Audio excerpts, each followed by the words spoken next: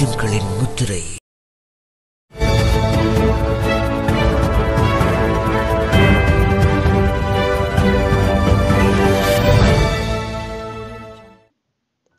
மதரசா பாடசாலைகள் என்றால் என்ன என்பதை அமைச்சர் சரத் வீரசேகர முதலில் புரிந்து கொள்ள வேண்டும். மரிக்கார் எம்பி தெரிவிப்பு. முஸ்லிம்கள் மீது இனவாத தீப்பந்து வீசப்படுகின்றது. ரிஃப்கான் பதியுதீன் தெரிவிப்பு. அசாத் சாலியை 3 மாதங்கள் தடுத்து வைத்து விசாரணைக்கு அனுமதி. நாடு திரும்புவோருக்கான புதிய வழிகாட்டல்கள் சுகாதார அமைச்சினால் வெளியீடு. மாகாண சபை தேர்தல் புதிய முறையில் நடத்தப்பட வேண்டும். ஸ்ரீலங்கா சுதந்திர கட்சி தெரிவிப்பு. எமது முழுமையான செய்திகளை பார்வையிட சிலோன் முஸ்லிம் யூடியூப் சேனலை சப்ஸ்கிரைப் செய்து இணைந்திருங்கள். ராணுவத்தில் சேவையாற்றிய போது படைகளுக்கு கட்டளையிட்டதை போன்று நாட்டை நிர்வகிக்க முடியாது என்று அமைச்சர் சரத் வீரசேகரவிடம் தெரிவிக்க விரும்புகின்றோம். மதரசா பாடசாலைகள் என்றால் என்ன என்பதை முதலில் அவர் புரிந்து கொள்ள வேண்டும் என்று பாராளுமன்ற உறுப்பினர் எஸ்.எம். மரிக்கார் தெரிவித்தார். அவர் மேலும் கூறுகையில், மதரசா பாடசாலைகளை தடை செய்ய வேண்டும் என அமைச்சர் சரத் வீரசேகர தெரிவித்துள்ளார். ராணுவத்தின் சேவையாற்றிய போது படைகளுக்கு கட்டளையிட்டதை போன்று நாட்டை ஆட்சி செய்ய முடியாது என அவரிடம் தெரிவிக்க விரும்புகின்றோம். மதரசா பாடசாலைகள் என்றால் என்ன என்பதை அவர் முதலில் புரிந்து கொள்ள வேண்டும். மதரசா பாடசாலைகள் என்பது ஏனைய மதங்களில் காணப்படும் அறநெறி பாடசாலைகளை ஒத்ததாகும். எனவே ஒவ்வொருவரின் தேவைக்கமைய இவற்றை தடை செய்ய முடியாது. ஒரு சிலரது தனிப்பட்ட தேவைக்காக வெளிநாடுகளில் இருந்து வருபவர்கள் கற்பித்தலை முன்னெடுத்தல் உள்ளிட்டவற்றுக்கு தடை விதிக்கப்பட வேண்டும். அதன் பின்னர் இதனை கல்வி அமைச்சின் கண்காணிப்பின் கீழ் கொண்டு வந்து மதக்கல்வி தொடர்பான சட்டத்தை உருவாக்கி கற்பித்தல் முறைமை ஒழுங்குபடுத்த வேண்டும்.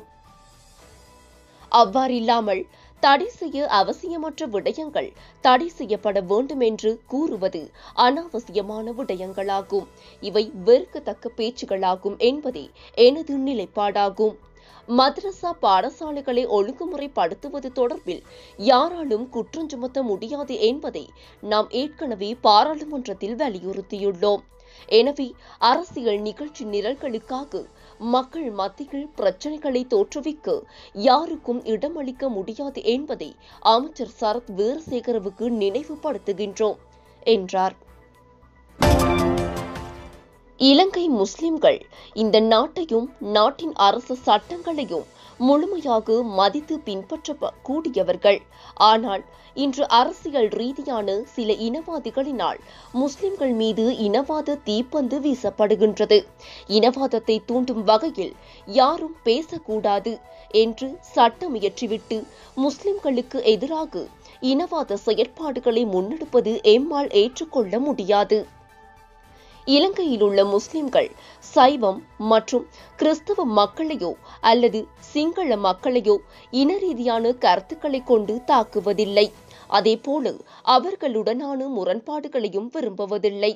மாறாக ஒவ்வொரு மதத்தவர்களுடனும் இனத்தவர்களுடனும் ஒன்றிணைந்து வாழவே முயற்சிக்கின்றனர்.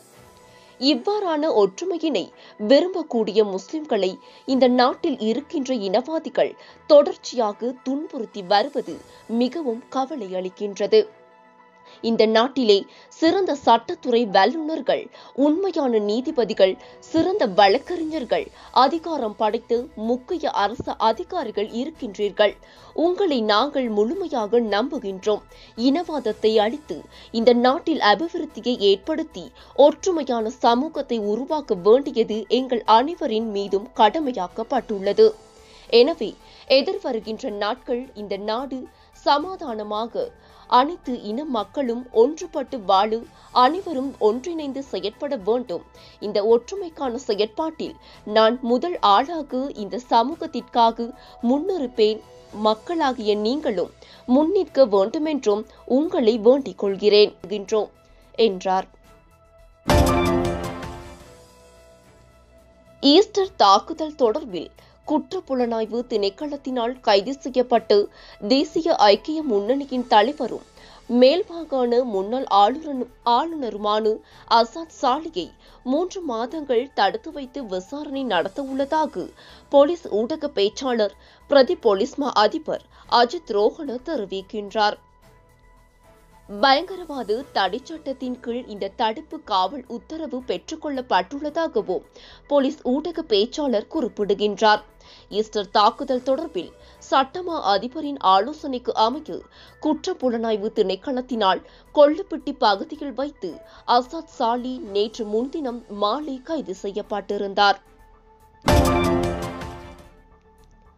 நாட்டுக்கு வரும் சுற்றுலா பயணிகளுக்கான சுகாதார வழிகாட்டல்களில் மாற்றங்கள் ஏற்படுத்தப்பட்டுள்ளதாக சுகாதார அமைச்சு தெரிவித்துள்ளது. இதற்கமைய புதிய வழிகாட்டல்கள் அடங்கிய சுற்று நிருபம் சுகாதார சேவைகள் பணிப்பாளர் நாயகம் அசேல குணவர்த்தனவினால் இன்று வெளியிடப்பட்டுள்ளது. இதற்கமைய கொரோனா தடுப்பூசியை முழுமையாக பெற்றுக்கொண்டு 2 வாரங்களின் பின்னர் நாட்டுக்கு வருகை தரும் இலங்கையர், இரட்டை பிரஜா உரிமை கொண்டவர்கள் மற்றும் வெளிநாட்டு சுற்றுலா பயணிகள் ஆகியோர் கொரோனா தடுப்பூசி வழங்கப்பட்டமையை உறுதிப்படுத்தும் ஆவணத்தை விமான நிலையத்தில் ஒப்படைக்க வேண்டும் என தெரிவிக்கப்பட்டுள்ளது. இதன் பின்னர் அவர்கள் தனிமைப்படுத்தல் மத்திய நிலையத்துக்கு அழைத்து செல்லப்பட்டு 24 மணித்தியாலத்துக்குள் PCR பரிசோதனை ஒன்று மேற்கொள்ளப்பட உள்ளது. குறித்த PCR பரிசோதனை முடிவுகள் கிடைத்த பின்னர் அவர்கள் வீடுகளுக்கு அனுப்பப்படுவதுடன் வீடுகளுக்கு செல்வதற்கான ஒழுங்குகளை அவர்களே மேற்கொள்ள வேண்டும் என தெரிவிக்கப்பட்டுள்ளது. அத்துடன் அவர்கள் தமது வீட்டுக்கு வருகை தந்த பின்னர் பிரதேச பொது சுகாதார பரிசோதகருக்கு அறிவிப்பதுடன் கொரோனா தடுப்பூசி அறிக்கை மற்றும் கொரோனா தொற்று ஏற்படவில்லை என உறுதி செய்யப்பட்டு PCR அறிக்கை ஆகியவற்றை சமர்ப்பிப்பதன் மூலம் வீடுகளில் தனிமைப்படுத்தலுக்கு உட்பட வேண்டிய தேவையில்லை எனவும் சுகாதார அமைச்சு தெரிவித்துள்ளது.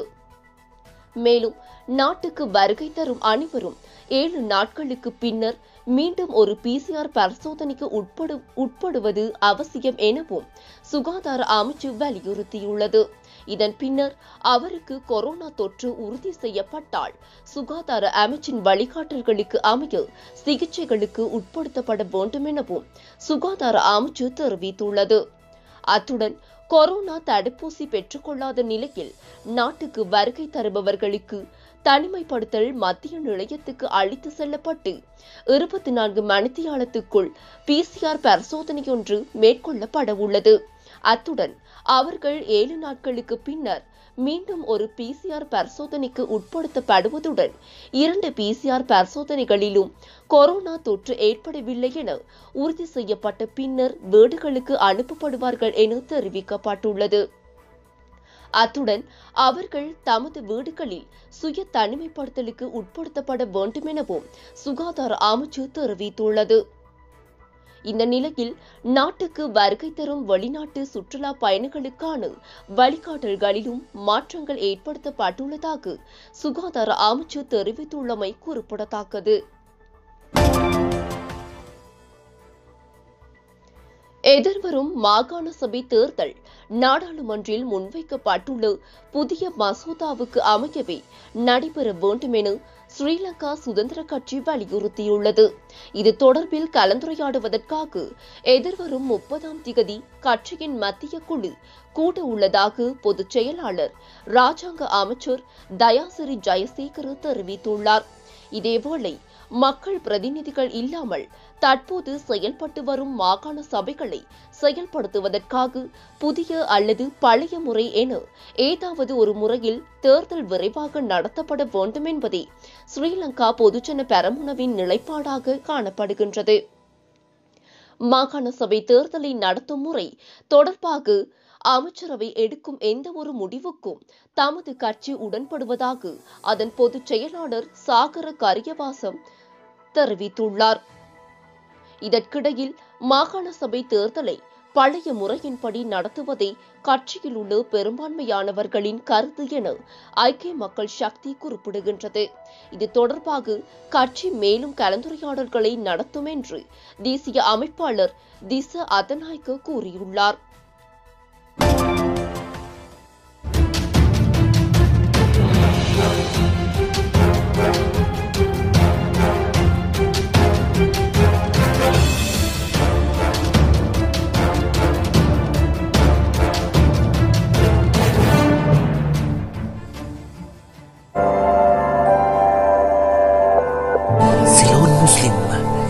முஸ்லிம்களின் முத்திரை.